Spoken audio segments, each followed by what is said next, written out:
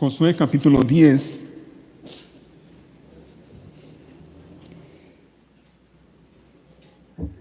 Hasta aquí, hasta el capítulo 10 de Josué, hemos visto al pueblo de Israel avanzando poco a poco en la conquista de la tierra de Canaán, bajo el liderazgo de Josué y obviamente bajo el poder de Dios, bajo la mano poderosa de Dios. Esto que hemos visto en el libro de Josué, prácticamente desde el capítulo 1, con todas esas batallas y guerras y esas masacres, como dice textualmente en algunos versículos, todo eso, hermanos, miren, no está escrito, Dios no lo dejó escrito aquí en libros como este que tenemos ahorita abierto, el libro de Josué. No está aquí para entretenernos. No es para que tú y yo estemos bien entretenidos leyendo acerca de esto. Como si estuviéramos viendo una película de guerra, una película de acción, ¿no? Ahí en nuestra casa, comiendo palomitas y tomando Coca-Cola. No es para entretenernos.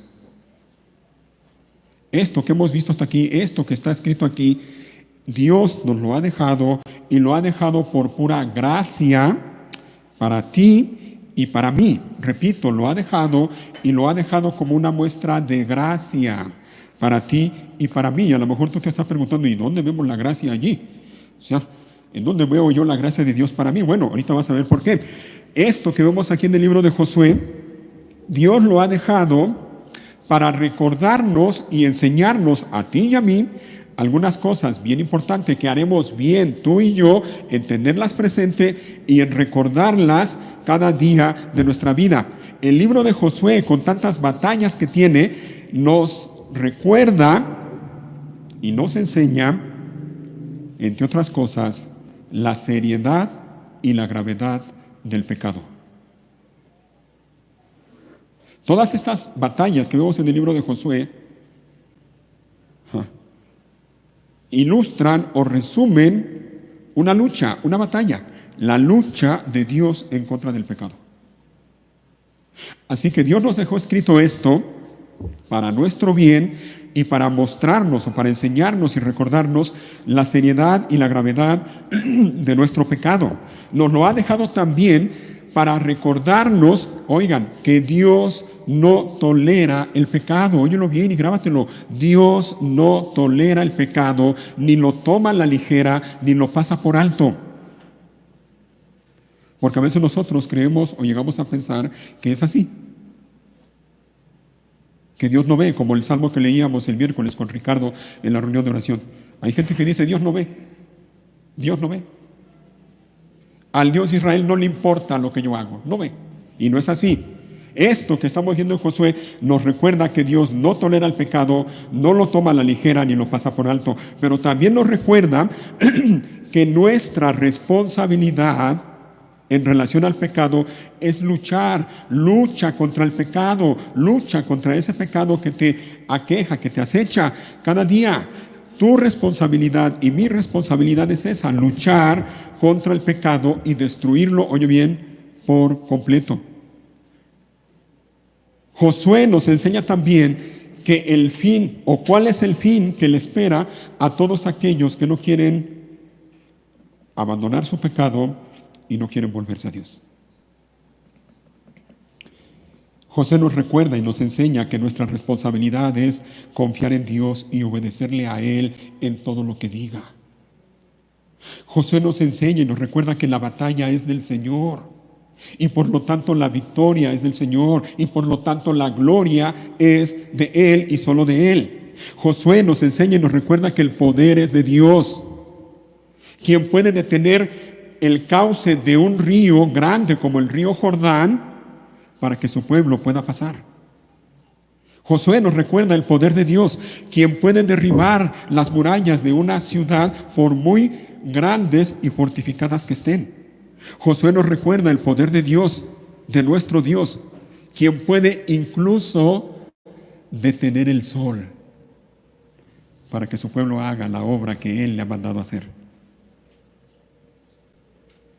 José nos recuerda y nos enseña que el Señor es con nosotros y por nosotros. Y si Dios es por nosotros, ¿quién contra nosotros? José nos recuerda el mensaje del Evangelio. José nos recuerda que tú y yo hemos sido perdonados y salvados por gracia, porque tú y yo estábamos destinados a la destrucción, igual que todos esos pueblos de Canaán, a causa de su pecado.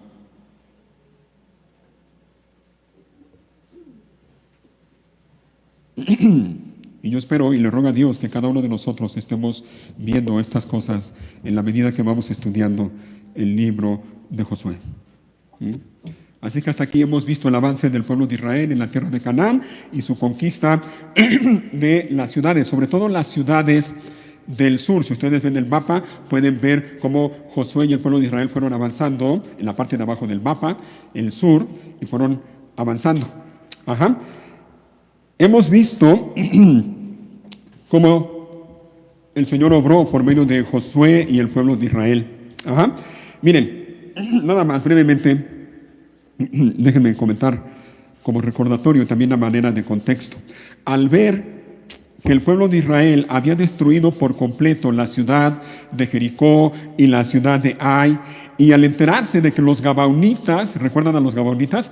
Al enterarse de que los gabaonitas habían hecho la paz con Israel y ahora eran sus aliados, uno de los reyes de la región sur de Canaán, el rey Adonisedec, y su pueblo, dice la Biblia en el capítulo 10, versículo 2, que tuvieron mucho miedo. Cuando se enteraron de eso, tuvieron mucho miedo. Así que ese rey, el rey Adonisedec, pidió la ayuda de otros reyes, 4 en total.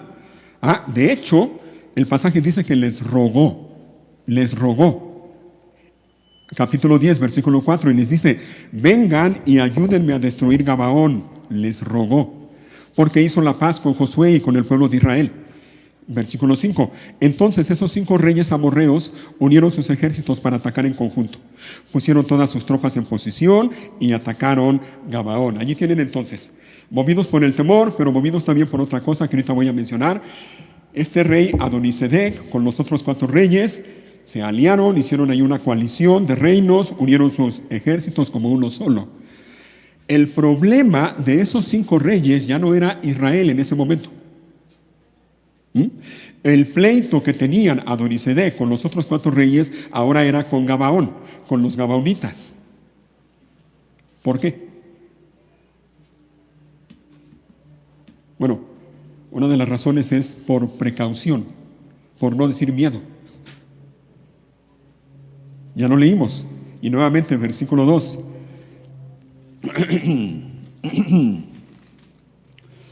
Versículo 2. Cuando el rey y su pueblo oyeron todo eso, tuvieron mucho miedo, porque Gabaón era una ciudad grande, tan grande como las ciudades de la realeza y más grande que la ciudad de Ai. Además, los gabaonitas eran guerreros fuertes, así que les dio miedo, mucho miedo.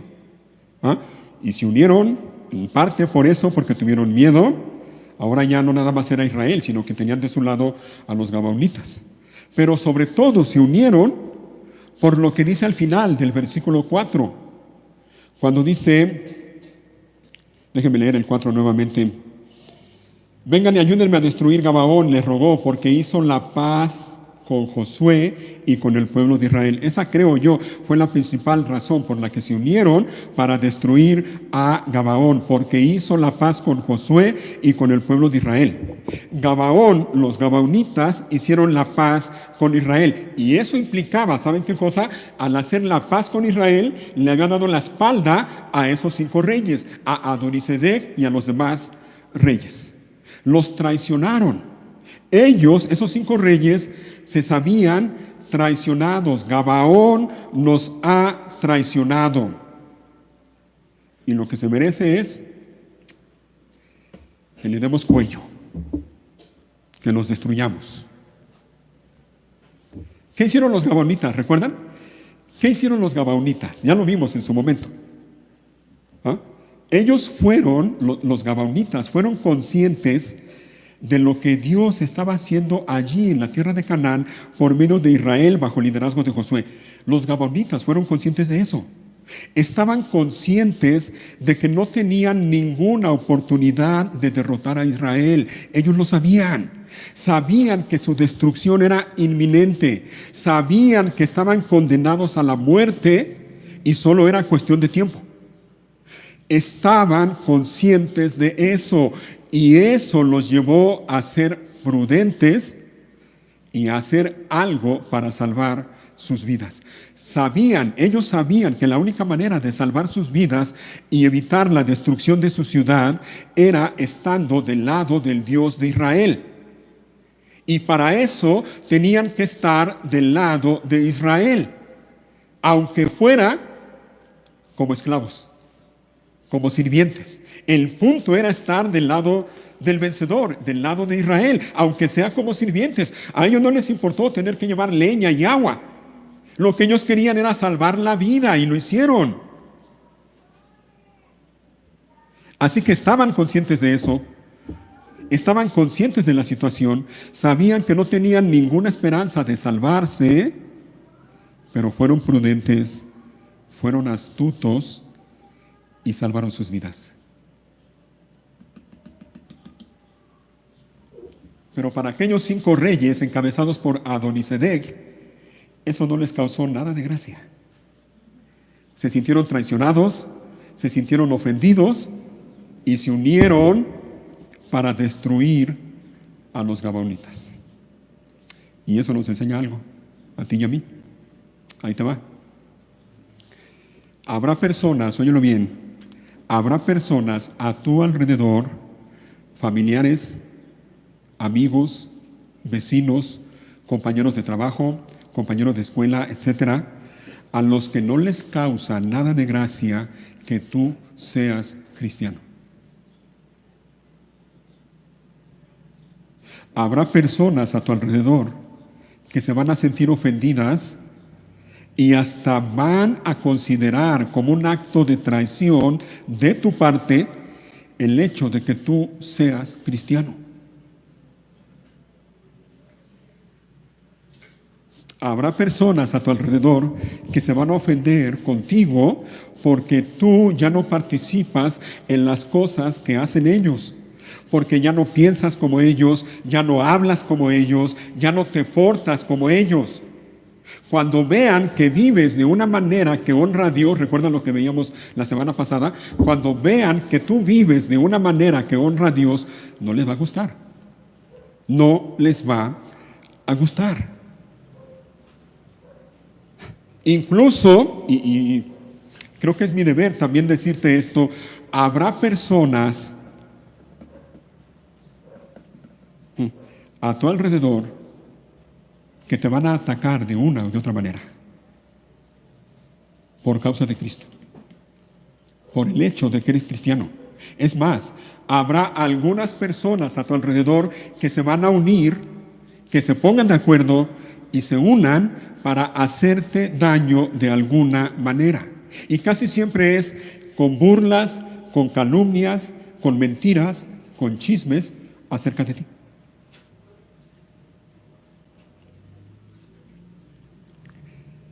¿Qué puedes hacer? Sería la pregunta, ¿no? Bueno, ¿y qué puedo hacer entonces? Pero aunque creo que más bien la pregunta sería, ¿qué tienes que hacer?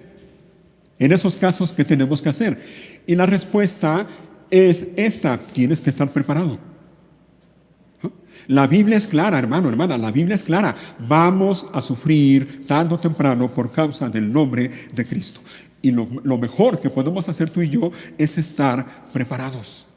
Tienes que estar preparado. Mira lo que dice la Biblia en la primera carta de Pedro, capítulo 4, versículo 1. Y ahí Sergio lo va a poner en la pantalla.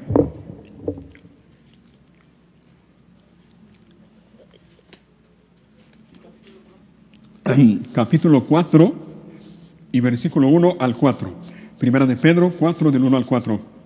Y dice así: por lo tanto, oigan, ya que Cristo sufrió dolor en su cuerpo, ¿ustedes qué tienen que hacer? Prepárense. Y ahorita vas a ver para qué. Dice, Lo voy a leer nuevamente. Por lo tanto, ya que Cristo sufrió dolor en su cuerpo, ustedes prepárense, adoptando la misma actitud que tuvo Él y estén listos. ¿Para qué? Para sufrir también. Prepárate. Tienes que estar preparado, tienes que estar listo para sufrir también. ¿Y sabes cuál es la manera bíblica de prepararse para el sufrimiento? Allí está, ¿la viste? Adoptando la misma actitud que tuvo Él. Ahí está. Seguimos leyendo. Pues, si han sufrido físicamente por Cristo, han terminado con el pecado. No pasarán el resto de la vida siguiendo sus propios deseos, sino que estarán ansiosos de hacer la voluntad de Dios. En el pasado, oigan, en el pasado han tenido más que suficiente, oigan, de las cosas perversas que le gusta hacer a los que no tienen a Dios. ¿Cómo qué? Inmoralidad y pasiones sexuales, parrandas, borracheras, fiestas desenfrenadas y abominable adoración a ídolos. No es de extrañarse, oigan, que sus amigos de la vieja vida se sorprendan de que ustedes ya no participan en las cosas destructivas y descontroladas que ellos hacen. Por eso, ¿qué hacen? Los calumnian. Habrá gente a tu alrededor a la que no le cause ninguna gracia que tú ya no quieras andar de parranda o de fiesta con él o con ella. Se van a sentir ofendidos, se van a sentir traicionados y de una u otra manera te van a atacar. Tienes que estar preparado, tienes que estar listo para sufrir. Y la manera de estar preparados y listos es adoptando la misma actitud que tuvo Cristo Jesús. Una actitud mansa, una actitud humilde, una actitud de servicio.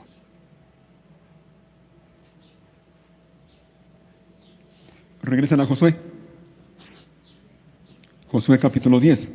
Así que aquellos 5 reyes amorreos unieron sus ejércitos como uno solo y atacaron Gabaón. Y yo pensaba, qué gran muestra de orgullo, arrogancia y de necedad la de estos 5 reyes. ¿Qué manifestación, repito, de orgullo, arrogancia y necedad? Seguramente ellos supusieron o sabían que al atacar Gabaón, Gabaón iba a pedir ayuda a Israel, como ya vimos en su momento que lo hicieron. Esos 5 reyes sabían que Israel vendría a la ayuda, a brindar ayuda a Gabaón. Y su orgullo, su arrogancia les hicieron creer que podían derrotar a los gabaonitas y a Israel por igual. Los matamos a todos parejos. Matamos 2 pájaros de un tiro, como decimos coloquialmente. Pero no fue así. El desenlace lo conocemos, ¿no? De hecho, lo vimos hace 2 semanas con Sergio. El desenlace lo conocemos. Josué y el ejército de Israel los masacraron y los derrotaron por completo. Dice el capítulo 10, versículo 20, entonces Josué y el ejército israelita continuaron con la masacre y derrotaron al enemigo por completo. Hasta ahí nada más. Y no solo derrotaron por completo a esos 5 reyes con sus ciudades, también a todas las ciudades del sur de Canaán. 7 ciudades en total. Y Josué y el pueblo de Israel conquistaron toda la región sur de Canaán. Vamos a leer capítulo 10, versículo 28 en adelante.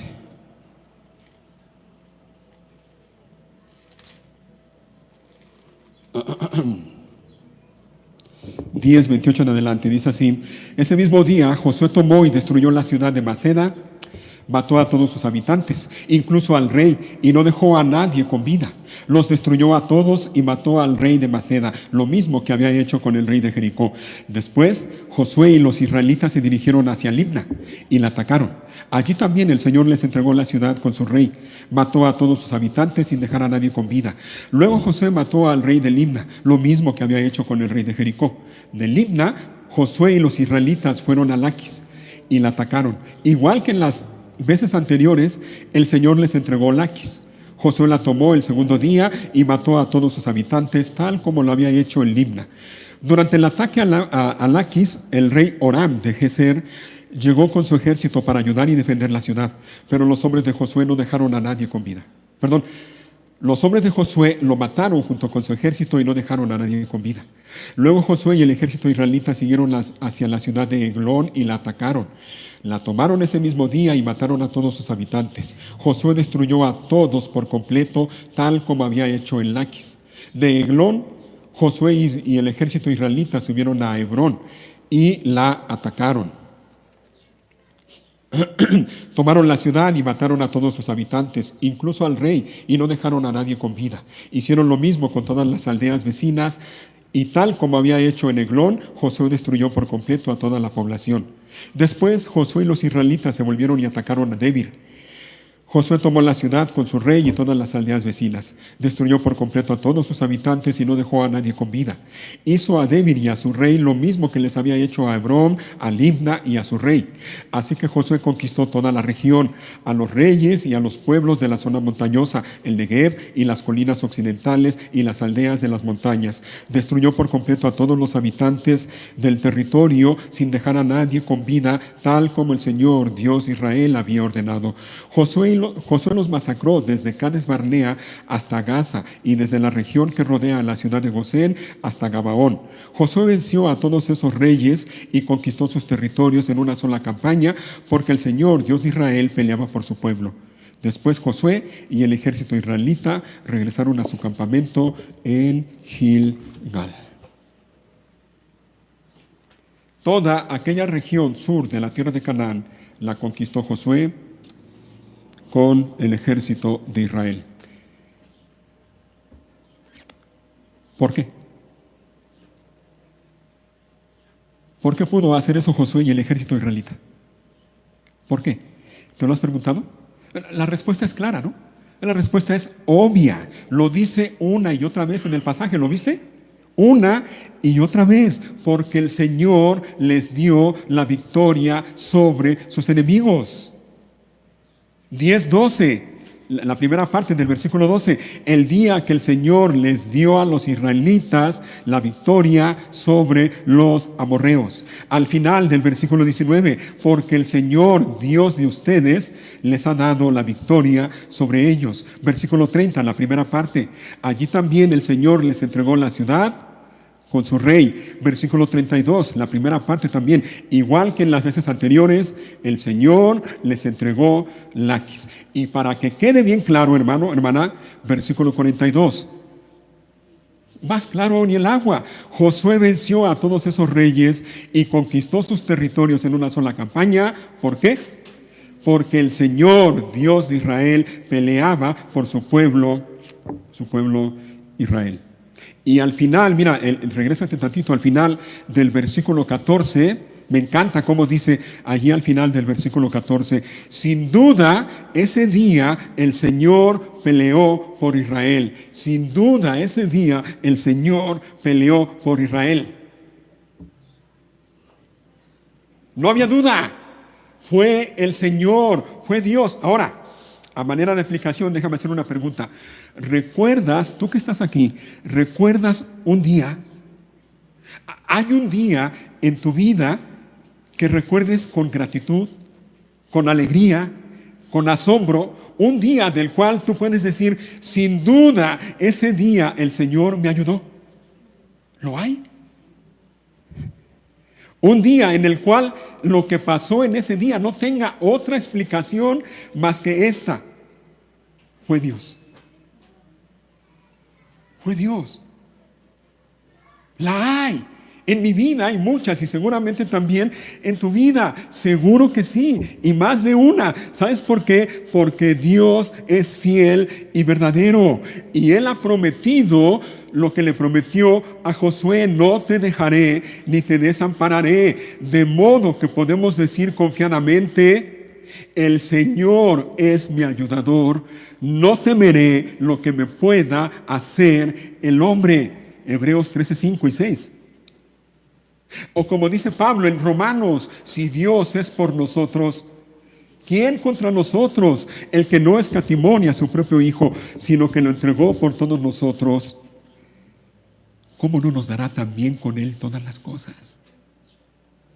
Lo hará, seguro que lo hará, porque Él es fiel y verdadero, porque Él ha prometido: no te dejaré ni te desampararé. Ahora la pregunta es, para ti que estás aquí, la pregunta es: ¿lo crees? ¿Lo crees? Y la siguiente pregunta es: ¿qué tanto lo crees? ¿Ah? ¿Qué tanto lo crees? ¿Qué tan grande es tu fe?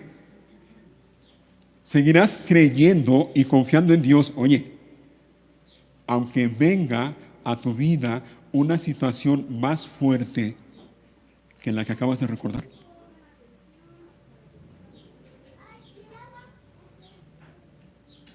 ¿Seguirás creyendo igual, aunque venga a tu vida una situación más fuerte? Mira lo que enfrentó Josué y el ejército de Israel. Ajá. Y vamos a continuar con la lectura y vamos a continuar también viendo esto. Y pasamos al capítulo 11. Ya vimos lo que hizo el rey Adonisedec junto con los otros 4 reyes. Y vimos cómo terminaron esos 5 reyes. ¿Ah? Veamos ahora lo que hizo otro rey de la región norte de Canaán. Y mira, es increíble. Después de saber cómo terminaron todos los reyes de la región sur de Canaán, es increíble lo que hizo este rey. Esto es lo que vamos a leer y a ver, es una muestra de lo que una persona es capaz de hacer, movida por su orgullo, movida por su arrogancia, movida por su necedad, por su terquedad y su rebeldía en contra de Dios. Ese rey del que vamos a leer era el rey Javín de Azor. Él hizo lo mismo que Adonisedec, pero digamos que lo hizo a mayor escala. Vamos a verlo. Versículo 1 del capítulo 11. Y déjeme aclarar un poco la garganta.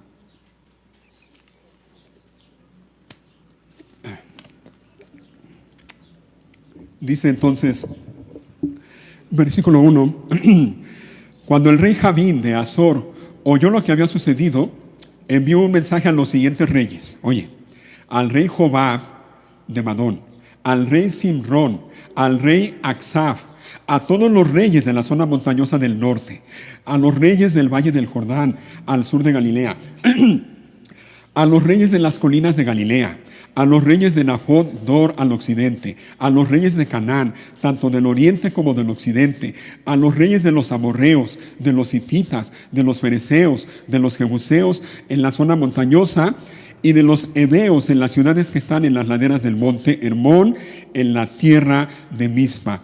Todos esos reyes salieron a pelear.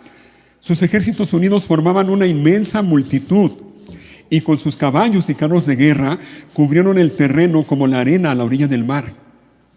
Los reyes unieron sus fuerzas y establecieron su campamento alrededor de las aguas que están cerca de Merón para pelear contra Israel.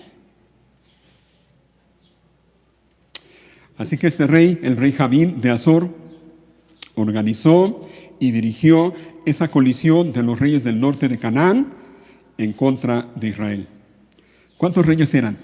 ¿Los contaste? Se necesitaron 3 versículos para mencionar a todos los reyes que se unieron en contra de Israel. Reyes cuyos ejércitos unidos, ¿te diste cuenta lo que dice el versículo 4? Sus ejércitos unidos formaban una inmensa multitud. Y con todos sus caballos y carros de guerra cubrieron el terreno como la arena a la orilla del mar. ¡Ja! Ahora, esto nos enseña y nos recuerda otra cosa. Y es esta. Hermano, hermana, tú y yo, que estamos del lado de Dios, tenemos enemigos a nuestro alrededor.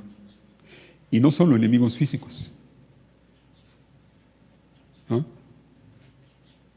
El apóstol Pablo dice en su carta a los Efesios que no luchamos contra enemigos de carne y hueso, sino contra gobernadores malignos, contra autoridades del mundo invisible, contra fuerzas poderosas de este mundo tenebroso y contra espíritus malignos de los lugares celestiales. Hay una batalla espiritual en la cual tú y yo, por el hecho de estar en Cristo, estamos inmersos. Y nuestros enemigos son muchos, comandados por nuestro principal enemigo, que es Satanás. Y eso es una realidad. No lo podemos minimizar, ni hacer a un lado, ni hacernos de la vista gorda. Eso es una realidad en tu vida y en mi vida. Satanás, dice la Biblia, que anda alrededor de cada uno de nosotros como león rugiente, buscando a quien devorar. Hay enemigos invisibles alrededor de nosotros, buscando a quien devorar. Pero no tengas pendiente, porque Dios a ti y a mí nos dice lo mismo que le dijo a Josué, capítulo 11, versículo 6. Entonces el Señor le dijo a Josué, ¿qué cosa? No les tengas miedo. No les tengas miedo. Óyelo bien. Dios te dice a ti y a mí lo mismo que le dijo a Josué. No les tengas miedo. Sí, son muchos.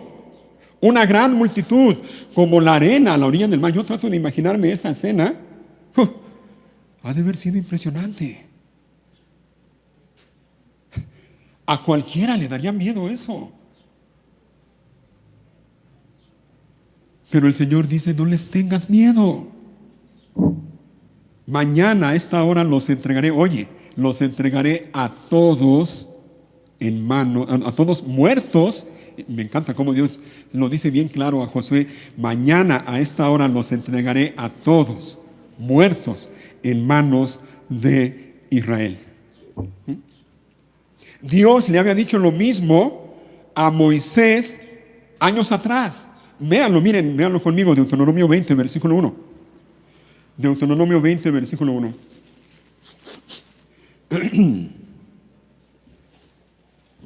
Estas palabras son del Señor a Moisés. Y le dice el Señor a Moisés, cuando salgas a luchar contra tus enemigos, oye, y te enfrentes con caballos y carros de guerra y con un ejército más numeroso que el tuyo, no tengas miedo. No tengas miedo. El Señor tu Dios, que te sacó de la tierra de Egipto, está contigo. ¿Te fijas? ¿No es lo mismo que nos dijo el Señor Jesús antes de ascender al cielo? Yo estoy con vosotros todos los días hasta el fin del mundo. Es una realidad, sí, mira, es una realidad que tenemos enemigos espirituales, que son fuertes y más poderosos que nosotros. Eso es una realidad. Pero también es una realidad que mayor es el que está en nosotros que el que está en el mundo.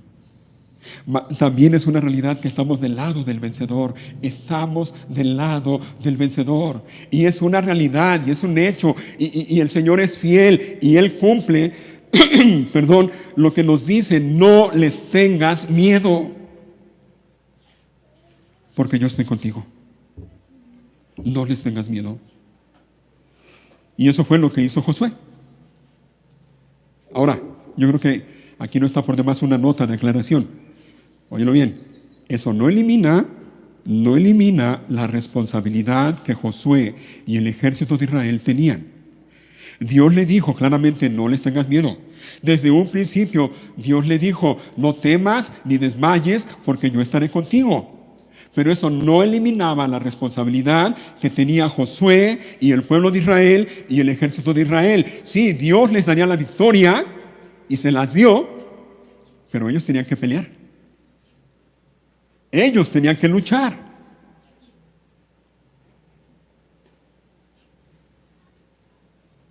Así que sí, el Señor a ti y a mí nos dice, no tengas miedo.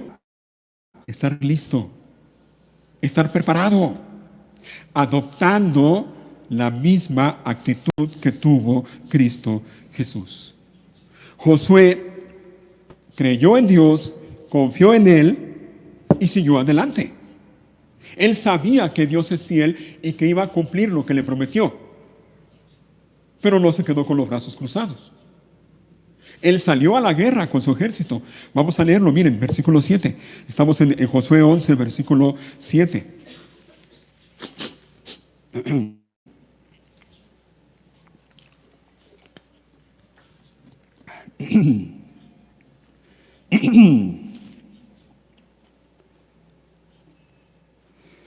Versículos 7 y 8. Así que Josué y todos sus hombres de guerra avanzaron hasta las aguas que están cerca de Merón y atacaron por sorpresa. El Señor les dio la victoria sobre sus enemigos. Los israelitas los persiguieron tan lejos como Gran Sidón y Miserot Maín, y hacia el oriente por el valle de Mispa, hasta que no quedó ningún guerrero del enemigo con vida. Después Josué eligió, vamos a brincarlos, ahorita lo vamos a ver. Versículo 10. Luego Josué regresó y tomó a Azor y mató a su rey. Azor había sido por un tiempo la capital de todos esos reinos. ¿Recuerdas quién era el rey de Azor? Ya lo vimos en el versículo 1. El rey Javín, el que organizó toda esa coalición de todos esos reyes. ¿Ah? Dice el versículo 10. Luego Josué regresó y tomó a Azor y mató a su rey. Azor había sido por un tiempo por un tiempo la capital de todos esos reinos. Los israelitas destruyeron por completo a todo ser viviente de la ciudad sin dejar sobrevivientes. No se le perdonó la vida a nadie, y después Josué quemó la ciudad. Josué masacró a todos los demás reyes y a sus pueblos. Los destruyó por completo, tal como lo había ordenado Moisés, siervo del Señor. Pero los israelitas no quemaron ninguna de las ciudades construidas sobre los collados, salvo Azor, la cual Josué quemó. Y los israelitas se quedaron con todo el botín y con los animales de las ciudades devastadas, pero no mataron a toda la gente. Mataron a toda la gente sin dejar a nadie con vida. 15. Tal como el Señor le había ordenado a su siervo Moisés, también Moisés le ordenó a Josué. Y Josué hizo lo que se le indicó, obedeció cuidadosamente todos los mandatos que el Señor le había dado a Moisés. Así que Josué conquistó toda la región, la zona montañosa, todo el Negev, toda el área que rodea la ciudad de Gosén, las colinas occidentales, el valle del Jordán, los montes de Israel y las colinas de Galilea. El territorio israelita ahora se extendía desde el monte Alac, que se eleva hacia Seir, al sur hasta Baal-Gad, al pie del monte Hermón, en el valle del Líbano, al norte. Josué mató a todos los reyes de esos territorios, después de hacer guerra por mucho tiempo para lograrlo. Ninguno de esa región hizo la paz con los israelitas, salvo los heveos de Gabaón. Todos los demás fueron derrotados, porque el Señor les endureció el corazón y los hizo pelear contra los israelitas. Así que fueron totalmente destruidos, sin compasión, tal como el Señor le había ordenado a Moisés. Durante ese periodo, Josué destruyó a todos los descendientes de Anac, quienes vivían en la zona montañosa de Hebrón, Debir, Aná y en toda la región montañosa de Judá e Israel. Los mató a todos y destruyó sus ciudades por completo. No quedó ningún descendiente de Anac en la tierra de Israel, aunque algunos todavía permanecían en Gaza, Gad y Asdod. Así que Josué tomó control de todo el territorio, tal como el Señor le había indicado a Moisés. Le dio la tierra al pueblo de Israel como su preciada posesión y repartió el territorio entre las tribus. Entonces, por fin la tierra descansó de la guerra.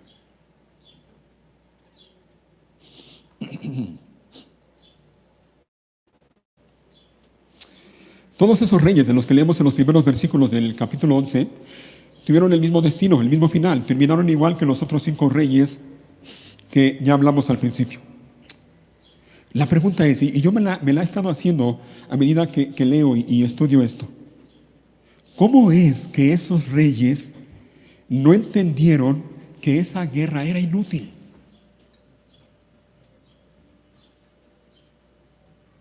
¿Cómo es que no entendieron que no tenían ninguna oportunidad de ganar? Habían visto cómo, cómo terminó cada uno de los reyes con sus ciudades de la región sur de Canaán. Habían visto y oído cómo terminó Jericó, cómo terminó Ai. ¿No debieron suponer que a ellos les esperaba el mismo final?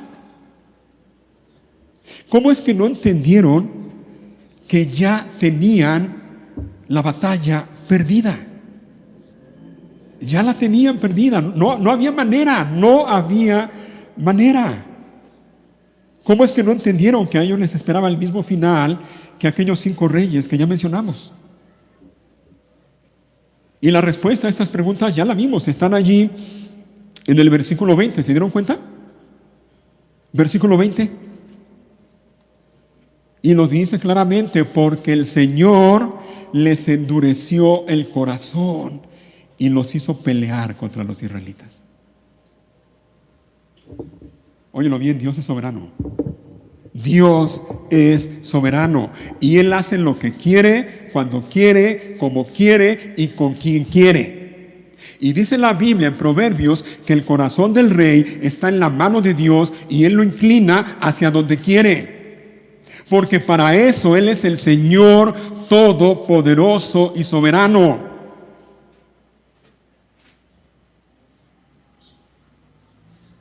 Aquellos reyes no tenían ninguna oportunidad.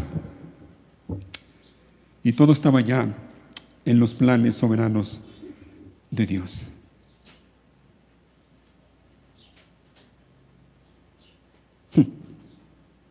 Él es el soberano. Él es el soberano. Quiera Dios que con su ayuda podamos hacer cada día lo que cantamos en la última canción, contempla a Dios. Él es. Él es. Él es. Ahora, vamos avanzando porque el tiempo avanza. Ahora no me pusieron cronómetro. Bueno, todavía tenemos tiempo.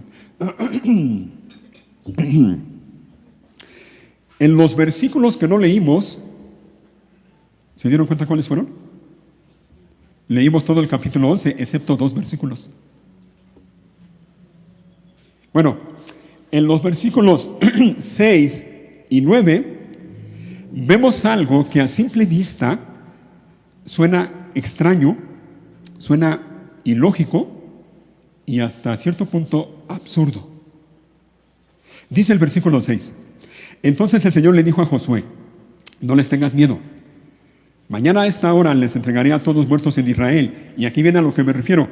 Enseguida les dice: después licia sus caballos y quema sus carros de guerra. Versículo 9. Después Josué, ¿qué hizo?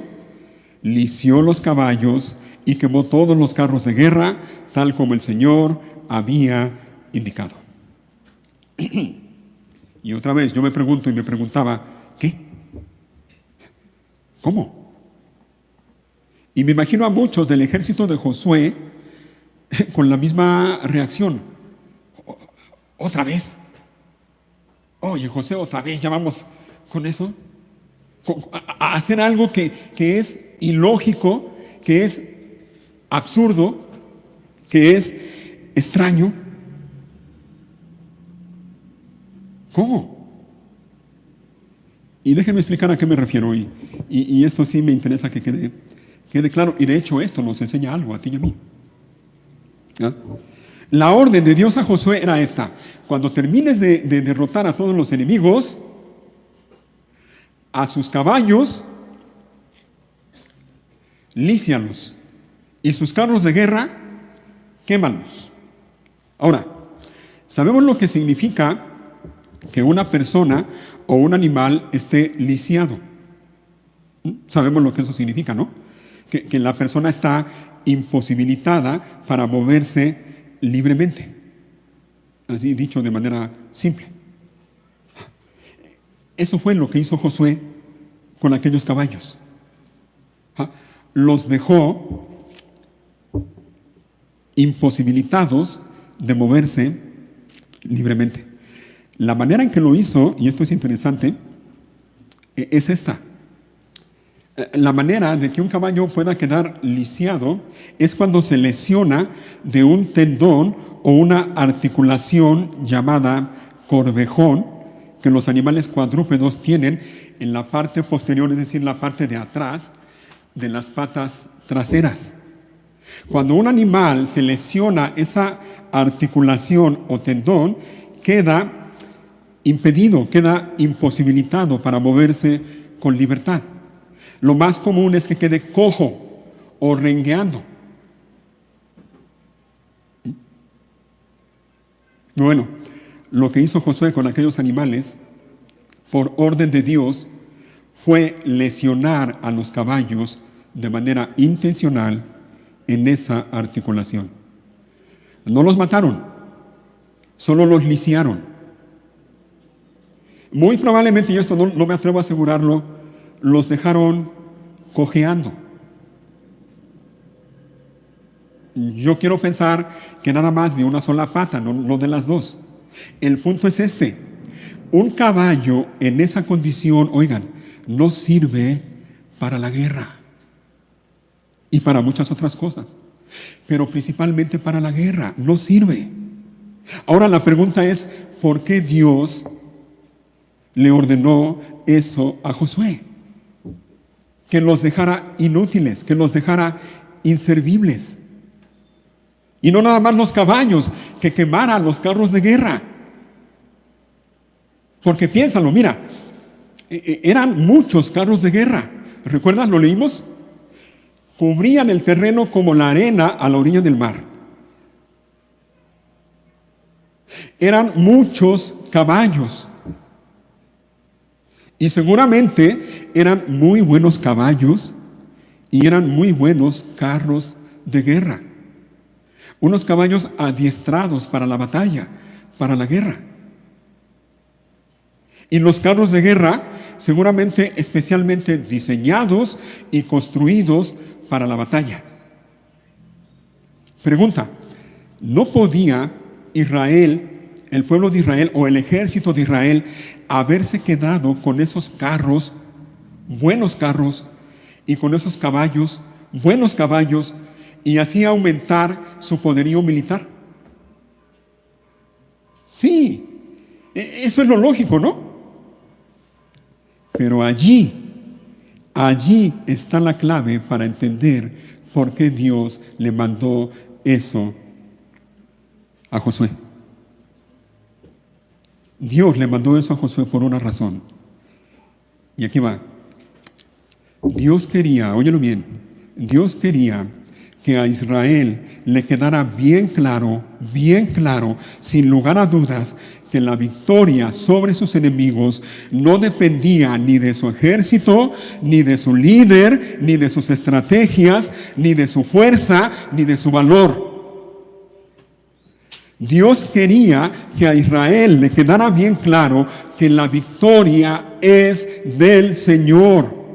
Dios quería que a Israel le quedara bien claro que no es con espada ni con ejército, mas con su Santo Espíritu. Dios quería que Israel supiera lo que el salmista escribió tiempo después, cuando dijo: alzaré mis ojos a los montes.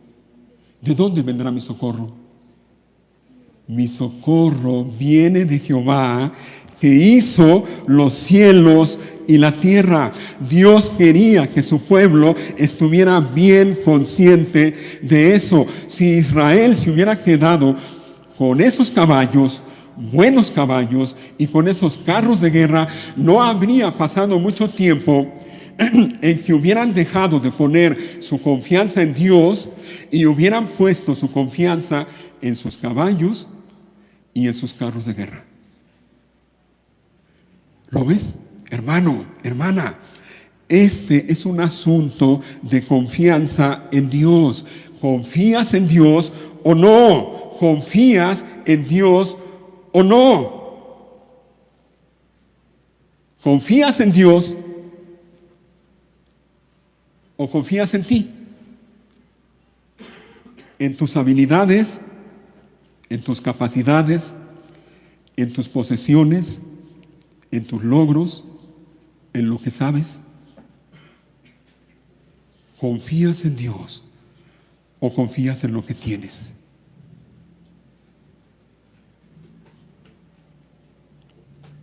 Y quiero ir terminando ya con esto, haciendo énfasis en esto. ¿Qué de ti? ¿Qué de ti que estás aquí? ¿Confías en Dios o no? ¿Confías en Dios o confías en ti? ¿Confías en Dios o confías en tus recursos o en tus fuerzas o en tu conocimiento o en tus habilidades? ¿Confías en Dios o confías en alguien más? Hermanos, estamos rodeados de gente que no confían en Dios, que confían en ellos, confían en lo que saben hacer, confían en lo que saben, confían en sus logros y nos quieren empujar a nosotros a confiar en las mismas cosas. Que Dios nos guarde de esto. Mira lo que dice el Salmo 20, versículo 7. Salmo 20, versículo 7.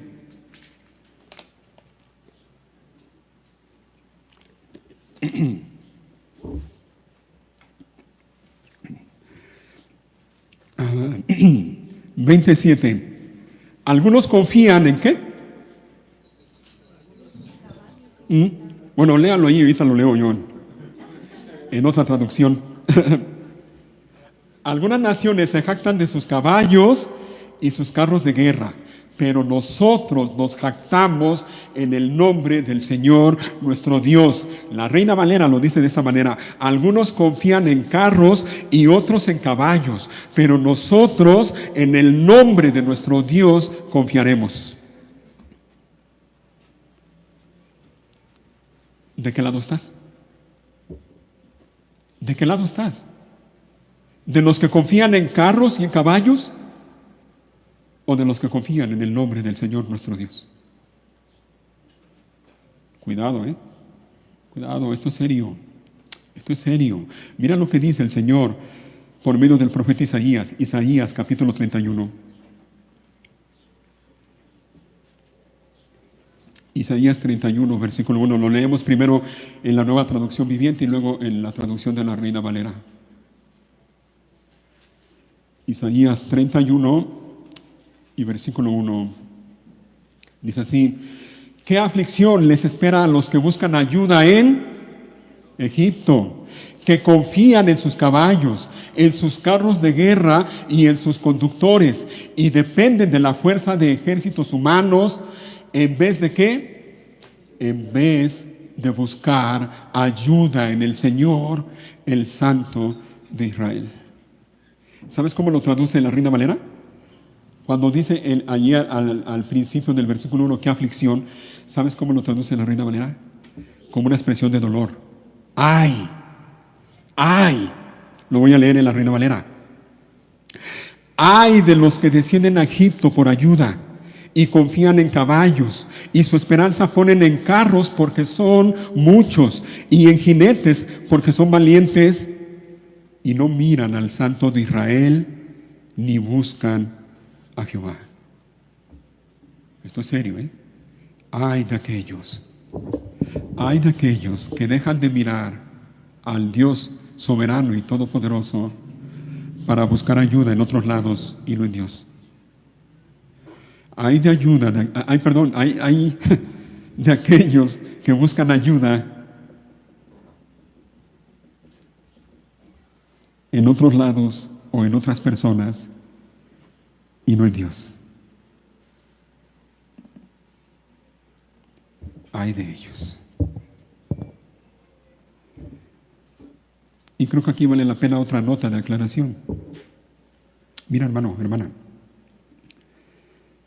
confiar en Dios no significa quedarse con los brazos cruzados, esperando que Dios haga todo o actúe de manera milagrosa. No significa eso. Y comento esto porque muchas personas, y a mí me ha tocado escuchar algunas, que dicen: no, sí, pastor, yo confío en Dios. ¿Cómo que no? Yo confío en Dios.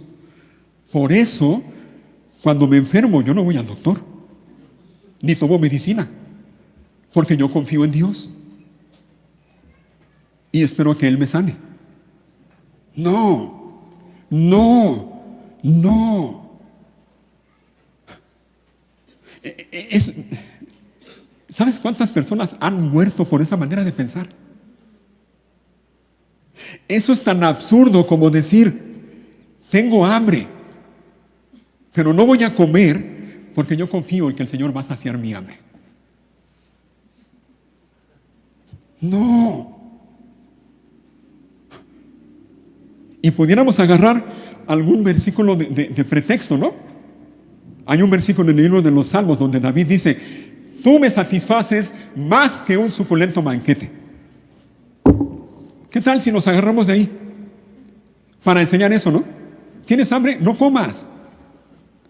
Espera que el Señor te satisfaga y te va a satisfacer más que un suculento banquete. Es absurdo.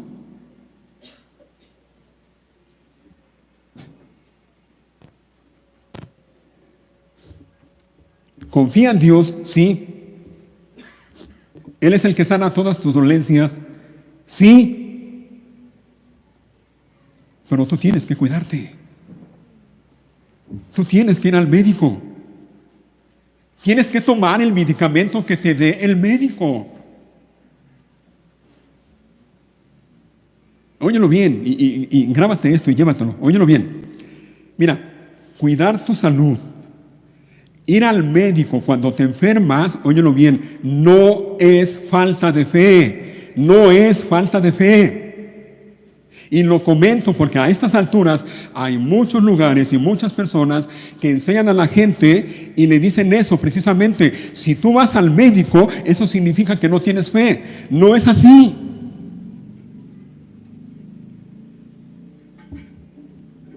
Cuidar de tu salud, ir al médico cuando te enfermas, no es falta de fe. Repito, eso es ser prudente, eso es ser sabio.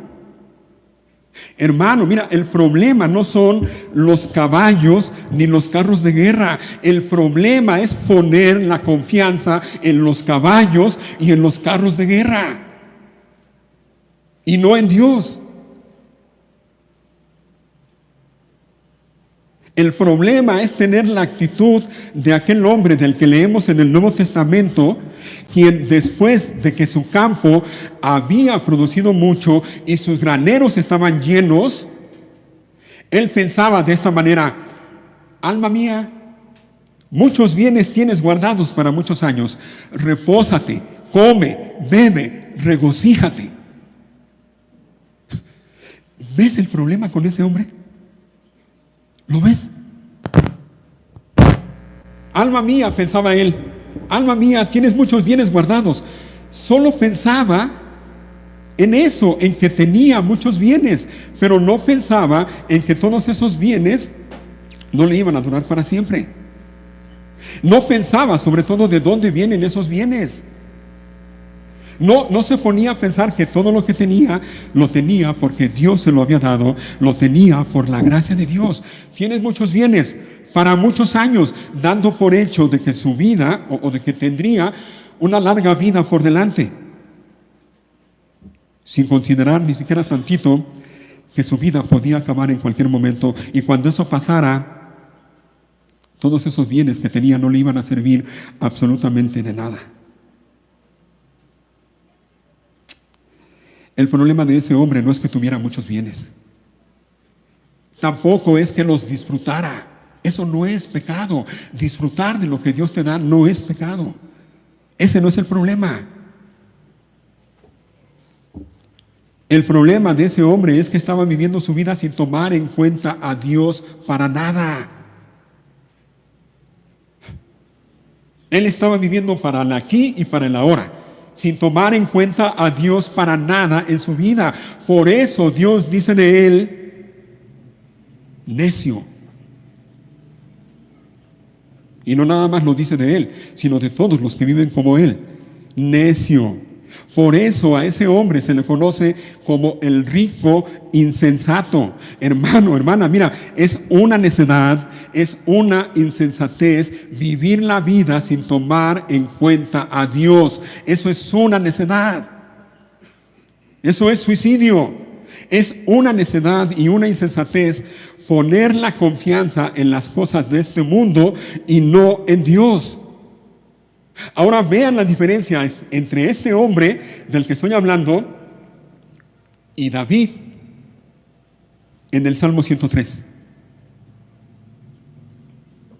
Bendice, alma mía, a Jehová, y bendiga todo mi ser su santo nombre. Bendice, alma mía, a Jehová, y no olvides ninguno de sus beneficios. Él es el que perdona todos tus pecados, el que sana todas tus dolencias, el que rescata del hoyo tu vida, el que te corona de favores y misericordias. ¿Ven la diferencia? Aquel hombre del que ya hablé decía, alma mía, tienes muchos bienes guardados para mucho tiempo. Relájate, descansa, disfruta. Pero David, él dice, alma mía, bendice a Jehová. Él es. No eres tú. No eres tú. Él es. Él es. Él es la razón. Él es la causa por la que tú estás con bien hasta ahora. Él es, no tú. Así que hermano, hermana, tú que estás aquí, trabaja. Trabaja. Y disfruta del fruto de tu trabajo. Y si Dios permite que tu trabajo prospere y puedas tener algunos bienes o algunos ahorros, no olvides que todo lo que tienes es por la gracia de Dios. Y no cometas el terrible pecado de poner tu confianza en lo que tienes o en lo que haces o en lo que eres. Confía en Dios. Confía en Dios. Confía en Dios, pero trabaja. Trabaja, pero confía en Dios. Confía en Dios, pero ve al doctor. Ve al doctor, pero confía en Dios.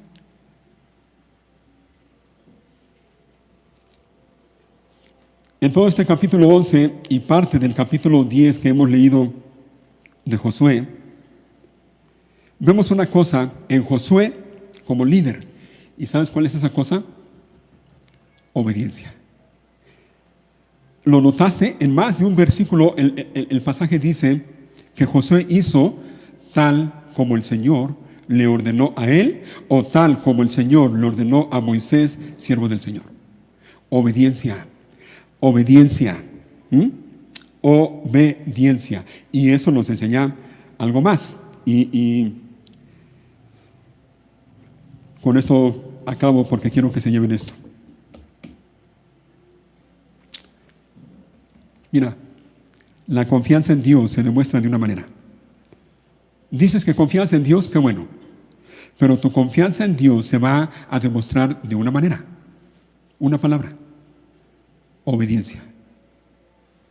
Obediencia. Obedece a Dios. Obedece a Dios, aunque lo que Él te ordene o te mande suene como algo extraño o ilógico o absurdo. Confía en Dios y obedece, a Dios y pelea la batalla. Y esto nos enseña algo, que la obediencia a Dios siempre trae la bendición de Dios. La bendición de Dios viene después de la obediencia. Obedece a Dios. Confía en Dios. Obedécele y pelea la batalla. ¿Sí? Pónganse de pie.